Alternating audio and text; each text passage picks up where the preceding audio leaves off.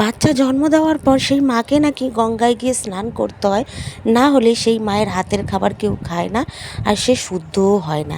কোনো শুভ কাজ পুজো পার্বণও নাকি করতে পারে না গঙ্গায় স্নান না করে। ঠিক এইরকম কথাই কিন্তু আমার শাশুড়ি আমাকে বলেছিলেন। আমার জানা নেই যে বাচ্চা হওয়ার পর সেই মাকে স্নান করে শুদ্ধ হতে হয়, এই রকম কোথাও আমি কখনো শুনি। আমার মনে হয় একটা বাচ্চাকে জন্ম দেওয়া এটাই সব থেকে একটা পবিত্র কাজ। মাস একটা বাচ্চাকে গর্ভে ধারণ করে তারপর তার জন্ম দেওয়া, আমার মনে হয় এটা সব থেকে পৃথিবীর একটি গুরুত্বপূর্ণ শুভ কর্ম।